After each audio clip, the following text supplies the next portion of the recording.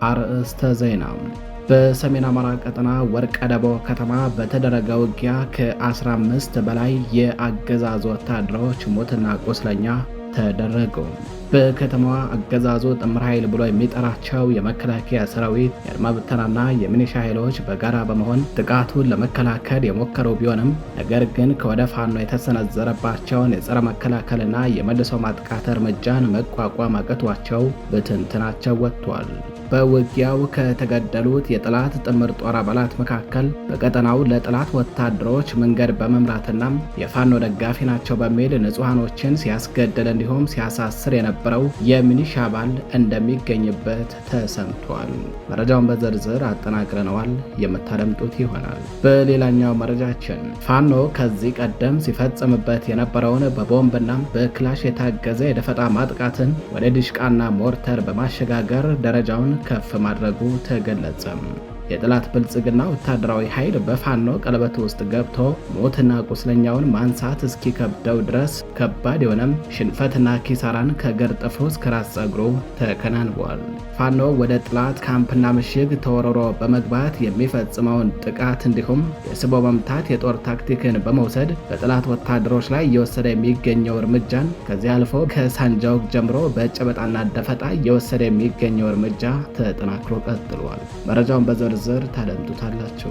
ጸረ አማራው የብልጽግና ቡድን በወልቃይት ጦርነት መቀስቀሱን ተከትሎ በአማራ ክልል የግዳጅ ወታደራዊ አፈሳ በአዲስ መልኩ ጀምሯል ተባለም።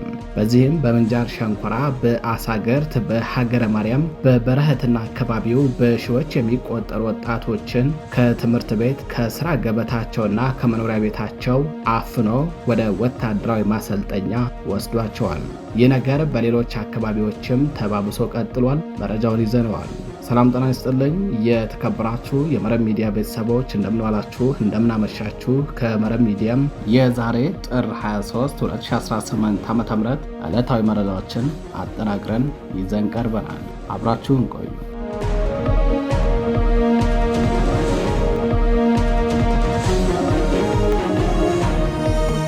ወደ ቀዳሚው መረጃችን አለፍን።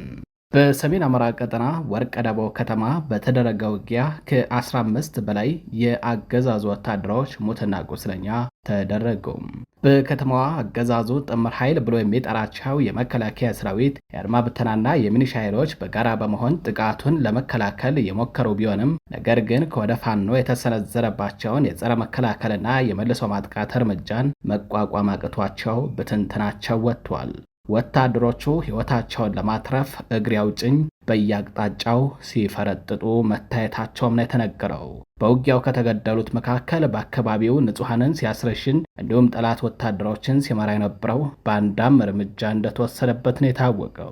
የአማራ ፋኖ ብሔራዊ ንቅናቄ ሰሜን አማራ ቀጠና በላይ ዘለቀ ዕዝ ዳግማዊ ቴዎድሮስ ኮር ጎንደር በጋሻው ክፍለ ጦር ስር የሚገኙት የአጥናፉ ብርጌድ ፋኖዎች ትላንት ጥር 22 2018 ዓ.ም ከእኩለ ቀን በኋላ እስከ ምሽት ባደረጉት ተጋድሎ የጠላትን ጥምር ጦር አይቀጡ ቅጣት በመቅጣት ታላቅ ድል አስመዝግበዋል። ውጊያው የተካሄደው በቀጠናው ወርቀ ደቦ ከተማ ውስጥ ሲሆን በዚህም ፋኖ ወደ ጠላት ምሽግ ተወርውሮ በመግባት የጠላት ወታደሮችን ሙትና ቁስለኛ አድርጎ ምሽጋቸውን ማውደሙን ነው መረብ ሚዲያ ከጎንደር በጋሻው ክፍለ ጦር ህዝብ ግንኙነት ክፍል ለማረጋገጥ የቻለው። በዚህ ውጊያ ከ15 በላይ ያገዛዙ ወታደሮች ሞትና ቁስለኛ ሲደረጉ በርካታ የጦር መሳሪያና ሌሎች ወታደራዊ ግብዓቶች በፋኖ ቁጥጥር ስር ውለዋል። ከተገደሉት የጠላት ጥምር ጦር አባላት መካከል በቀጠናው ለጠላት ወታደሮች ሁነኛ መንገድ መሪ የነበረና የፋኖ ደጋፊ ናቸው በሚል ንጹሐኖችን ሲያስገድል እንዲሁም ሲያሳስር ከዚህ አልፎ ብዙዎች ቤት ንብረታቸውን ጥለው እንዲሰደዱ ሲያስደረግ የነበረም ቻሌ ገብረ የተባለው የሚኒሻ አባል እንደሚገኝበትም ነው መረብ ሚዲያ ከጎንደር በጋሻው ክፍለ ጦር ህዝብ ግንኙነት ክፍል ለማረጋገጥ የቻለው።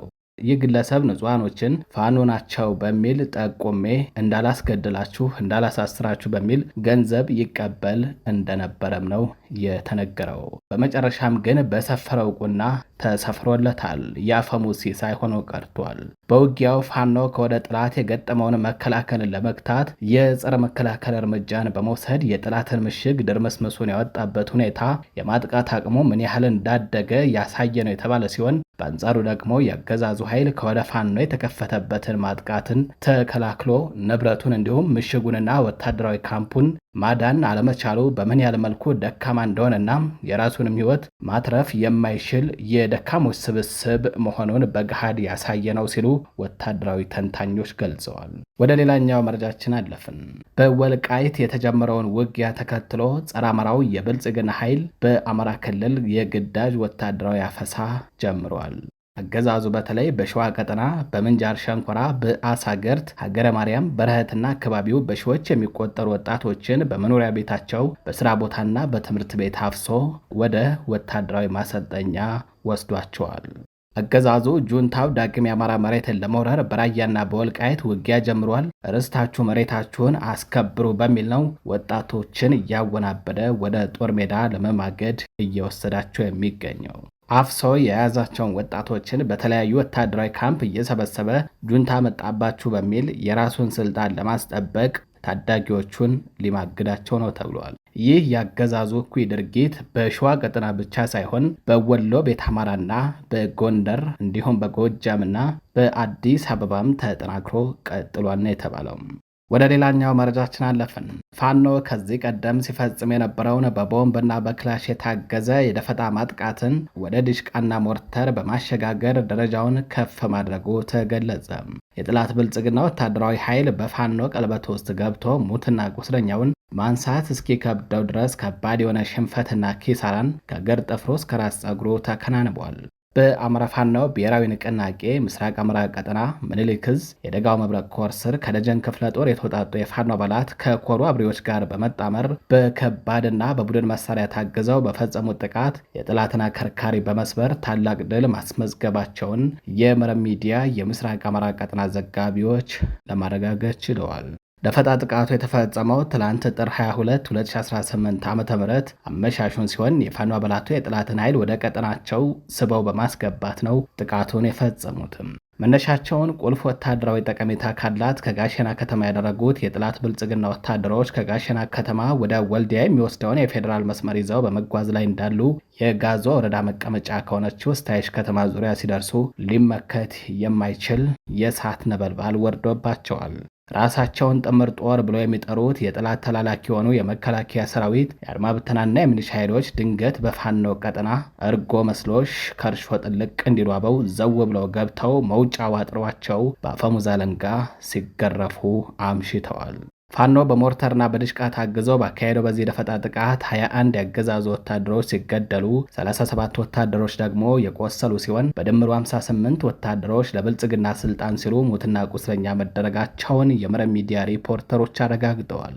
ከደፈጣ ጥቃቱ በኋላ ተጨማሪ አጋዥ ኃይል በማስመጣት ሙትና ቁስለኛውን በተሽከርካሪ ጭኖ ወደ ጋሸና ከተማ በመሸሽ ላይ የነበረው ይኸው ጸረ አማራ ያገዛዙ ኃይል ሁሉም አማራ ፋኖ ነው በሚል በመንገድ ያገኛቸው 4 ንጹሃኖች ላይ ጥቃት የፈጸመ ሲሆን በተጨማሪም የዘፈቀደ ተኩስ በመክፈት በርካታ የቤት እንስሳቶችን በጅምላ ገድሏል። በሌላኛው መረጃችን በሰሜን አማራ ቀጠና በፋኖ ቁጥጥር ስር በሚገኙ ወረዳዎችና አካባቢዎች የህዝብ ንቅናቄ መድረኮች ተጠናክረው ቀጥለዋል።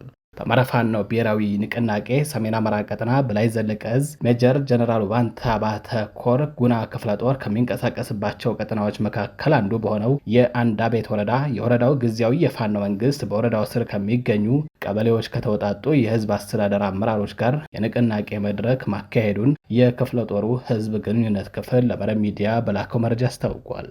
አንዳቤት የነጭ ወርቅ ጤፍ አምራች፣ የባለብዙ መስህብ፣ ገንብ ጊዮርጊስ፣ ግሽና ተክለ ሃይማኖት ገዳም፣ ሀርጌት ኪዳነ ምሕረት፣ የብራና መጽሐፍት፣ ሰባራው ድልድይ፣ የጉጣ ፏፏቴ መሰል መገኛ የተነገረላት ከፋኖ ጊዜያዊ መንግስት ቀበሌ መዋቅር ጋር ባንድ ላይ በመሆን ሲመክሩ ውለዋል። በዕለቱ ውይይት የተደረገባቸው የህዝብ መልካም አስተዳደር፣ የገበሬ ጦር ማደራጀት፣ የፋኖ ወቅታዊ ጉዳዮች፣ የሀብት አሰባሰብ በተመለከተ የተሳተፉ የፋኖ ቀበሌ ህዝብ አስተዳደር መሪዎች የፋኖ አንድ መሆን በትልቁ ተደስተናል ያሉ ሲሆን ከዚህ በፊት ስናደርገው ከነበረው ይበልጥ በሙሉ አቅማችን እናገዛለን፣ እየፈራረሰ ያለውን ወንበዴውን የብልጽግናን ስርዓት ነቅሎ ለመጣል ህይወታችንን ሁሉ ሳንሰስት ለመስጠት ተዘጋጅተናል ሲሉ ቃል በቃል ተናግረዋል። ለተሰብሳቢዎች የሥራ ግምገማና ለተነሱ ጥያቄዎች ላይ ማብራሪያ በመስጠት በቀጣይ ቀጠናውን በንቃት ማስተዳደር እንዳለባቸው አቅጣጫ በመስጠት የዕለቱ መርሃ ግብር በፍጹም መልካም በሆነ መንገድ ተጠናቋል ነው የተባለው። ወደ ሌላኛው መረጃችን አለፍን። ልዩ የአንድነት የደስታ ፕሮግራም የአማራ ፋኖ ብሔራዊ ንቅናቄ ተቀዳሚ ምክትል ሊቀመንበር አርበኛ መከታው ማሞ ባለበት ተካሄደ። ብዙ ውጣ ውረድ ከውስጥም ከውጭም ባሉ ችግሮች በመጨረሻም ላይ የእዝ አመራር በሆነ ግለሰብ የተከዱት የአማራ ፋኖ ብሔራዊ ንቅናቄ ጎጃም ዕዝ ፋኖዎች አንድነቱ ከሁሉም በላይ ልዩ ደስታ ፈጥሮልናል ብለዋል። ያሳለፉትን መጥፎ ጊዜያቶች እያስታወሱ የደስታ ለቅሶም ሲያለቅሱ ታይተዋል ነው የተባለው። በዝግጅቱ ላይ የተገኘው የአማራ ፋኖ ብሔራዊ ንቅናቄ ተቀዳሚ ምክትል ሊቀመንበር አርበኛ መከታው ማሞ እናንተ ጽናትን በተግባር ያሳያችሁ ወደፊትም ለምንፈጥረው ወጥና መራዊ ብሎም ኢትዮጵያን ሊታደግ የሚችል ግዙፍ ኃይል መሪ ናችሁ ሲል መልእክት አስተላልፏል። ሁሉም ከሰፈር ያልወጣም በሚልበት ሰዓት እናንተ አራቱንም የአማራ ግዛቶች ለአንድነት ብላችሁ ተንከራታችኋል። አንድነቱ እውን እንዲሆንም ከሁሉም በላይ ደክማችኋል። አሁን የአማራ ቤት ተሰርቷል። ድርጅቱን በሚሰጠው አቅጣጫ በምትመደቡበት ግንባር ትታገላላችሁ፣ ክብር ይገባችኋል የሚል መልእክት አስተላልፈዋል።